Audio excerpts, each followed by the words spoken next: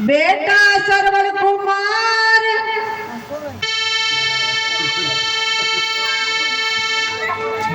सही रहते हैं।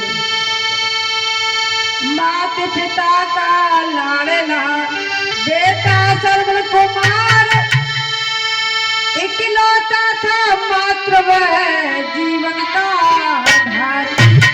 आज्ञाकारी था बड़ा विदत सकल संसार और कथा उसी की मैं कहूँ सुनो सभी चितधार। भक्तों, सरवण कुमार के माता पिता पूर्व जन्म में कौन थे बच्चों? ये बंधुओं, ये सारा प्रश्न आप सुनोगे। के सूख गया एक ताल सोना हाल आदारी भाई चल जी तो कहीं ना जाई।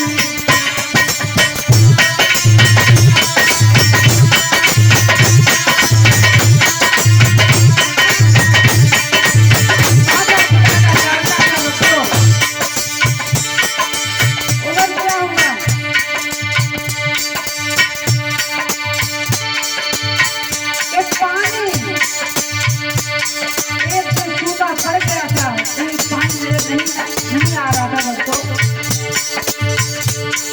एक सूखे ताल में एक कछुआ उस ताल में पड़ा था बच्चों। वो जल के लिए गुहार कर रहा है, लेकिन वो कीचड़ ही कीचड़ था।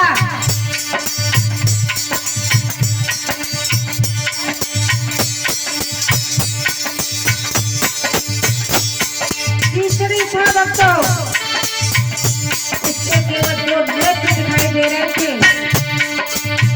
और प्यास में व्याकुल था बच्चों। हुआ क्या भगवान की लीला को? क्या उधर से वो हंस हंसने का जोड़ा आ गया होगा। वो हंस हंसने का जोड़ा आया, उन्हें भी इतनी भूख लगी थी। उन्होंने सोचा तालाब के किनारे बैठ गए, सोचने लगे कि हमें बहुत जोर से भूख लगी है। मोह को समझ कर उन्होंने उस कछुए के नेत्र को टूट दिया, भैया नजर हो गया।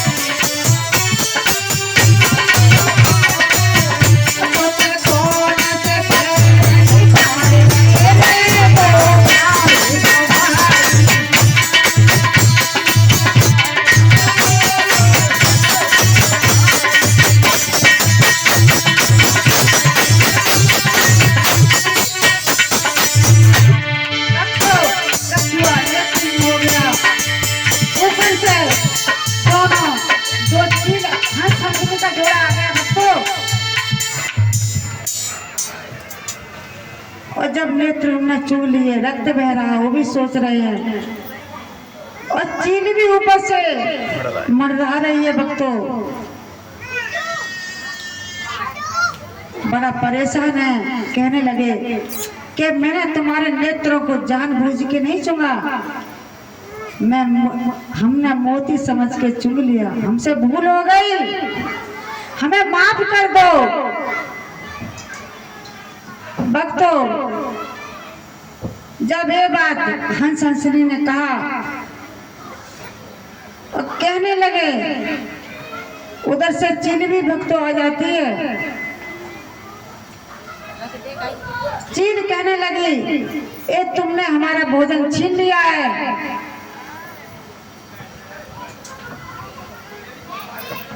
बोली है, हंस हंसनी कछुए से बोले कि तुम एक काम करो, एक लकड़ी हम तुम्हें देते हैं, उस लकड़ी को अपने मुंह में दबा लो और तुम्हें समुद्र तक हम पहुंचा देंगे। हमसे गलती तो हो ही चुकी है, लेकिन अनजाने में हुई है। भक्तों, उधर चील भी बड़ा गुस्से में है कि हमारा भोजन ये हंस हंसनी ने छीन लिया। भक्तों, मन में से लकड़ी ला करके और कछुए को मुंह में दबा करके जब हंस हंसनी उड़े हैं भक्तों, प्रभु की लीला देखिए भक्तों। जैसे ही उड़े हैं तो आगे चलकर क्या देखा है, एक वन में आग लग गई। उस अग्नि की लपटों को कछुआ सहन नहीं कर पाया। वे हंस हंसनी और कछुआ उसी अग्नि में गिर गए, राख हो गए भक्तों। अब चील भी थी उन्हीं के साथ, वो भी गिर गई। भक्तों, अब ये सारा प्रश्न आप सुनेंगे कि उस चील ने कहाँ जन्म लिया और हंस हंसनी ने कहाँ लिया और कछुए ने कहाँ लिया।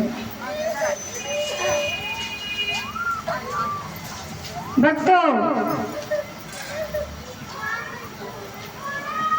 के मन वंश में हंस पैदा हुए थे, उनका नाम ओदालक ऋषि रखा गया। और रघुकुल अज की पुत्री बन करके वो हंसनी ने जन्म लिया था, अज की। भक्तों, अब वो चील का क्या नाम पड़ा भक्तों?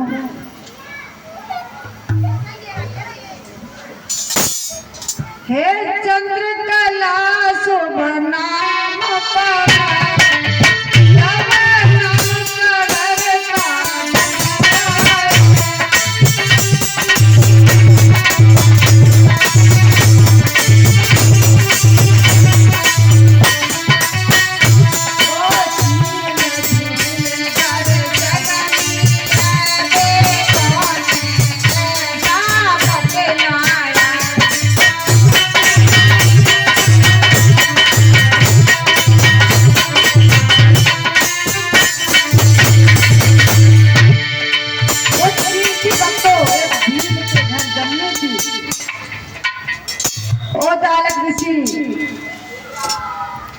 और हंस ने रघुकुल अज की पुत्री के रूप में जन्म लिया हो, तो इनका नाम चंद्रकला पड़ा। चंद्रकला बड़ा सुंदर युवती थी। जब वे बड़े हुए तो ओदालक ऋषि को अर्पण कर दी गई, विवाह उनका हुआ। और चंद्रकला के गर्भ से एक नासकेतु लड़के का जन्म हुआ। भक्तों, वो नासकेतु कौन था? वो नासकेतु वही था, वो कछुआ था। भक्तों, कामदेव के जोर से और ऋषि हुए लाचार, किया अनेक कार नहीं मन में किया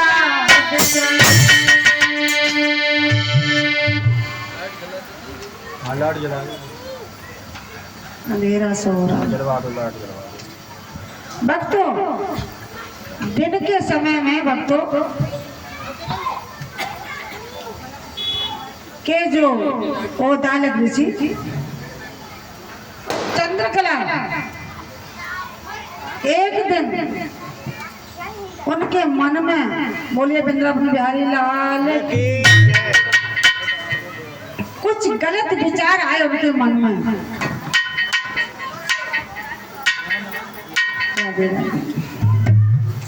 और भक्तों जब गलत विचार आए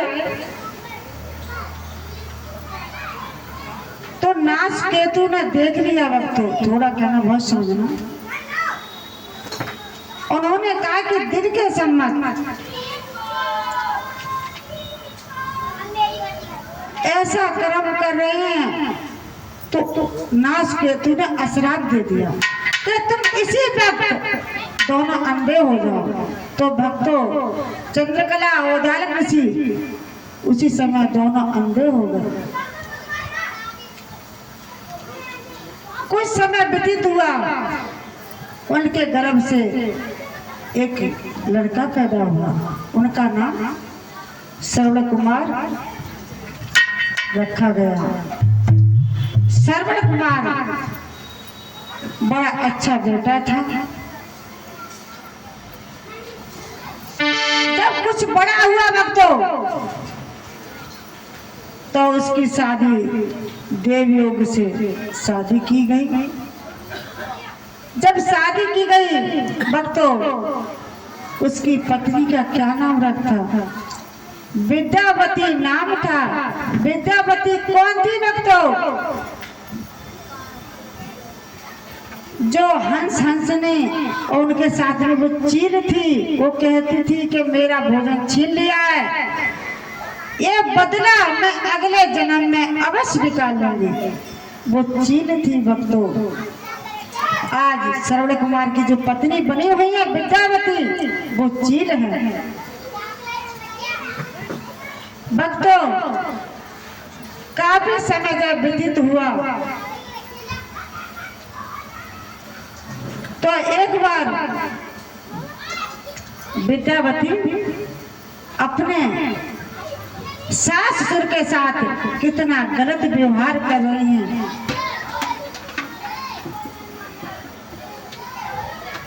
क्या कह रहे हैं?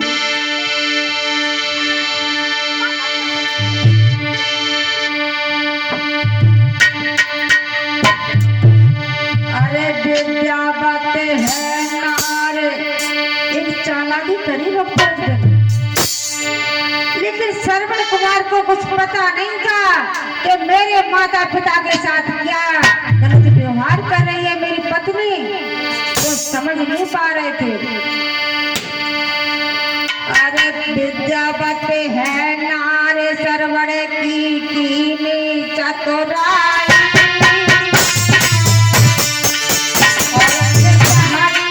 और पेट बना कर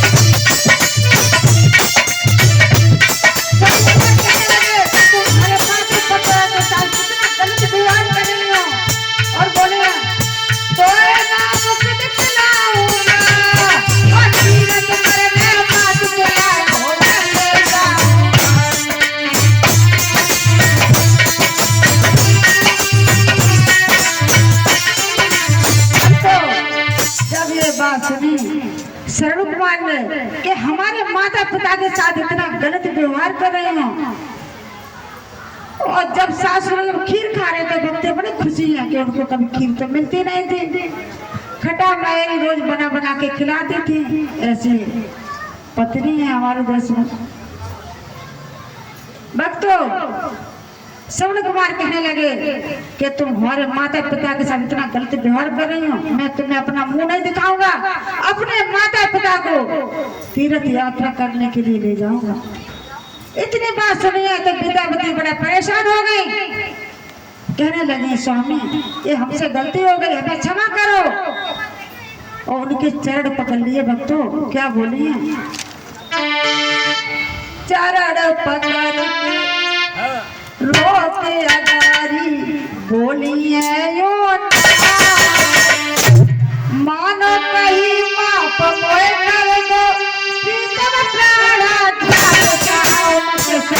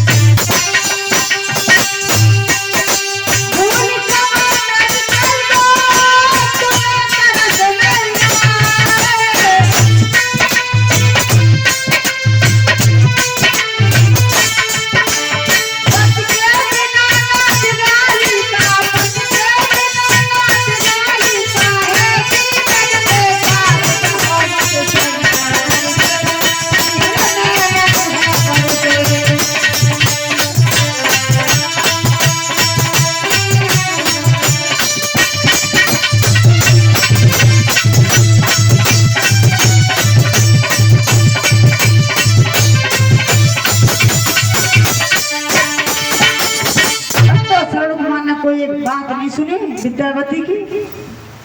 उन्होंने वन में से लकड़ी काट करके कमर बनाई और अपने माता पिता को बैठाला। अब वो तीर्थ यात्रा करने के लिए चल दिए। भक्तों जब कुछ दूर चले तो माता पिता को बड़ा तेज से प्यास लगी। कहने लगे सनत माँ से कि बेटा हमें बहुत तेज से प्यास लगी है, कहीं से हमें नीर पिला दो कि हमारा गला सूख रहा है। भक्तों उन्होंने श्रवण कुमार ने क्या किया, उस कामर को एक पेड़ की डाल पर लटका दिया और वो पानी लेने के लिए चले हैं। भक्तों जब इधर उधर घूमते हैं भक्तों उन्हें कहीं जल नहीं मिला। भक्तों तो एक तालाब पर नजर गई। भक्तों तो तालाब पर नजर गई तो तालाब पर पहुंचे, जाकर सूबी को लेकर के और डुबाया। उधर माता पिता इंतजार करते हैं कि मेरा बेटा जल लेकर आए। समय ज्यादा हो रहा, थोड़ा जल्दी करते हैं, महाराज जी भी हमारे आ चुके हैं। तो भक्तों सूबी को जैसे डुबाया है, भगवान की लीला को देखना। उधर से अवधपुरी के राजा दशरथ वहां पर शिकार खेलने के लिए गए थे वन में। तो सुबह से शाम हो गई, उन्हें कोई शिकार नहीं मिली। भक्तों जब शाम हो गई, आते समय उस तालाब पे नजर गई भक्तों, तो उन्होंने क्या देखा कि ये कोई हिरन है। तो उन्होंने हिरन समझ के बाण मार दिया। भक्तों गजब हो गया। जैसे ही श्रवण कुमार के बाण लगा, भक्तों खून की धारा बह रही है, जल को भर भी नहीं पाया था। उधर माता पिता प्यास के मारा तड़प रहे हैं। भक्तों रो रहे हैं, चिल्ला रहे हैं। जब राजा दशरथ पास में आए, कहने लगे बेटा हमसे भूल हो गई, हमने हिरण समझकर तुम्हें बाण मार दिया, हमें माफ कर दो। श्रवण कुमार बोले और दशरथ कहने लगे बेटा कोई दूसरा कोई नहीं, हम तुम्हारे मामा लगते हैं और हमने इतना गलत किया, अपने भांजे पे ही बाण चला दिया, बेटा हमसे गलती हो गई। श्रवण कुमार बिलखते रहे, चिल्लाते रहे। उन्होंने कहा कि ऐसा करो मामा, ये जल लेकर के जाना, मेरे माता पिता प्यासे हैं, उनको पिला देना जाकर के।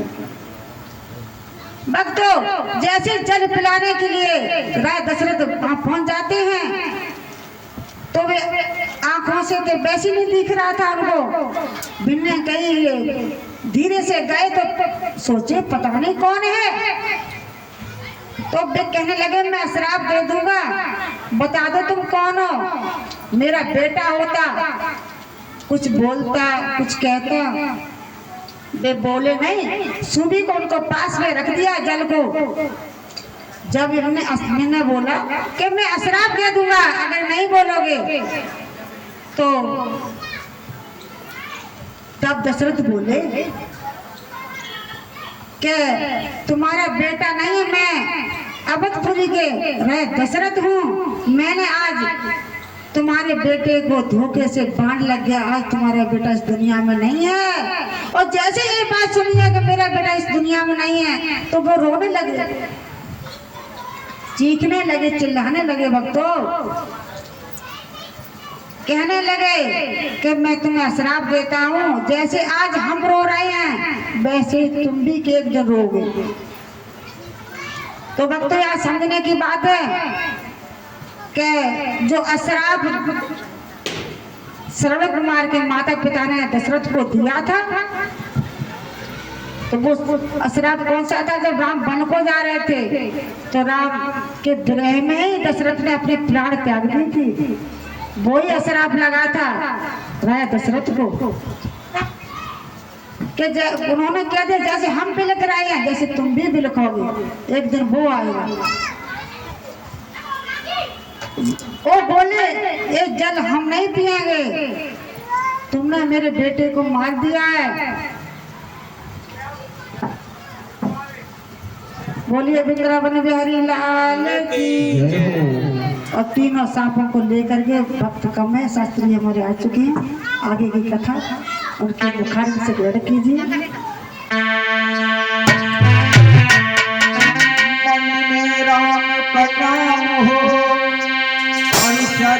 गुरु का हो उसकी नाम न टूटी,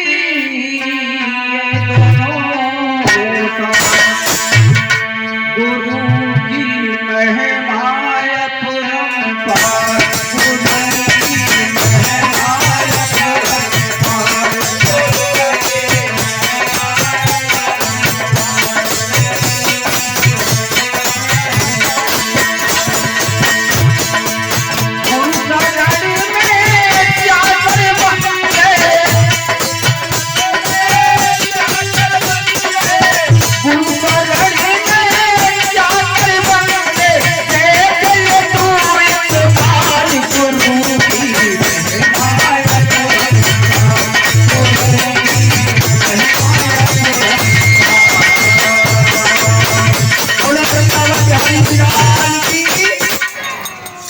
धन्यवाद।